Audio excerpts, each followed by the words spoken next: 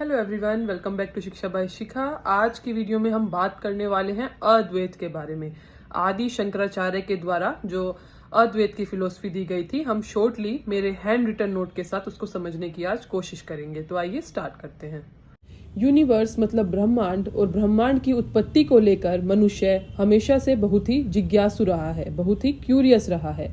और हमारी भारत भूमि पर ऐसे चिंतक, थिंकर्स और विचारक हुए हैं जिन्होंने ईश्वर को समझने का प्रयास हजारों वर्षों से किया है। और इन हजारों वर्षों में जो लगातार खोजें की गई हैं, उसकी वजह से सनातन धर्म में 6 प्रमुख दर्शन निकल कर आए हैं, जिसको हिंदुइज्म के ऑर्थोडॉक्स स्कूल के नाम से भी हम जानते हैं। तो सनातन धर्म के 6 प्रमुख दर्शन फिलोसफीज कौन कौन सी है? पहले नंबर पे सांख्य, दूसरा योग, तीसरा मीमांसा, चौथा न्याय, पांचवा वैशेषिक और छठा है वेदांत। वेदांत को ही हम डिस्ट्रीब्यूट करते हैं द्वैत और अद्वैत में, ड्युअलिज्म और नॉन ड्युअलिज्म में। ठीक है, द्वैत और अद्वैत वेदांत दर्शन के अंतर्गत ही आते हैं। वेदांत हमारे उपनिषदों पर आधारित है। जो उपनिषदों को पढ़कर आचार्यों संतों ने चिंतन मनन किया, फिर उससे जिन दर्शनों, जो फिलोसफीज का जो विकास हुआ, जो इवोल्यूशन हुआ, तो उनको हम वेदांत के अंतर्गत रखते हैं। और ये हमारे जो सनातन धर्म है, हमारी जो हिंदू सभ्यता है, उसकी सबसे प्योर फिलोसफी है। ठीक है, वेदांत का मूल विचार क्या है? वननेस। ठीक है, जो मतलब एक, यानी कि there is no duality in life. जीवन में कोई द्वैत नहीं है, मतलब भगवान और मनुष्य दो अलग अलग चीज नहीं है। अमीबा से लेकर ब्रह्मा तक हर चीज एक ही चेतना से बनी है, मतलब एक ही कॉन्शियसनेस की अभिव्यक्ति है, मैनिफेस्टेशन है। ठीक है, तो अद्वैत का मूल विषय क्या हुआ? अद्वैत का मूल विषय यही है कि केवल एक अपरिवर्तनीय इकाई, जिसको हम ब्राह्मण या ब्रह्मा बोलते हैं, वो ही वास्तविक है, वो ही रियलिटी है। और सारी बदलती हुई जितनी भी संस्थाएं हैं, उनका कोई पूर्ण अस्तित्व नहीं है। जो पूरा संसार है, ये एक माया है, एक भ्रम है, और केवल आत्मा ही वास्तविक है, आत्मा ही रियलिटी है। जो व्यक्ति इसे जान लेता है, उसे मोक्ष प्राप्त हो जाता है, मतलब आत्मा की मुक्ति मिल जाती है।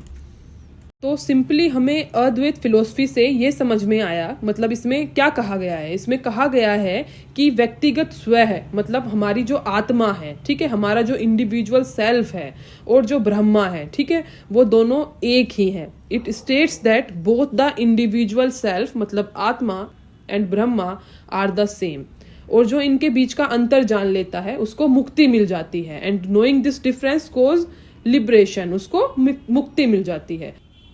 जो आदि शंकराचार्य जी थे, ठीक है, जिनको हमारे हिंदू जो फिलोसफी है, जो भारतीय दर्शन है, उनका फादर भी इनको कहा जाता है। इन्होंने ही उसकी खोज की थी। ठीक है, तो जो आदि शंकराचार्य थे, उन्होंने ही अद्वैतवाद का कंसेप्ट दिया था। शंकराचार्य जी ने अद्वैतवाद, जिसको इंग्लिश में हम नॉन ड्युअलिज्म भी कहते हैं, मतलब ठीक है, किसका द्वैतवाद का उल्टा हो गया, या मोनिज्म, मतलब एक अद्वैत। ठीक है, इंग्लिश में इसको नॉन ड्युअलिज्म या मोनिज्म का सिद्धांत भी हम बोलते हैं। तो शंकराचार्य जी ने अद्वैत सिद्धांत का प्रतिपादन किया, और वैदिक सिद्धांतों जैसे उपनिषद, ब्रह्मसूत्र, भगवत गीता आदि पर संस्कृत में कई सारी टिप्पणियां लिखी।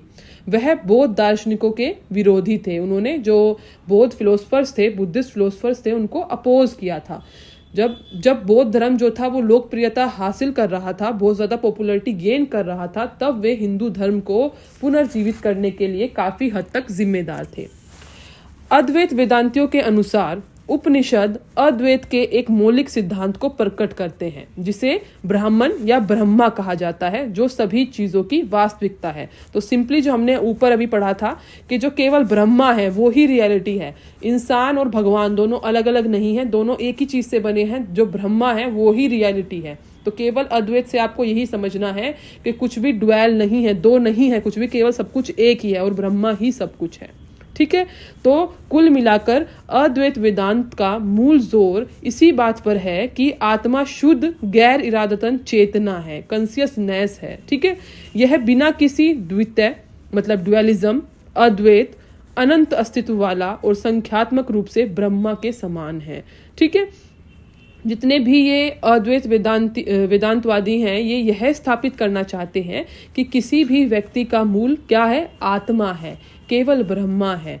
तो आपको यही सब एज इट एज आपको अपने पेपर में लिखना है।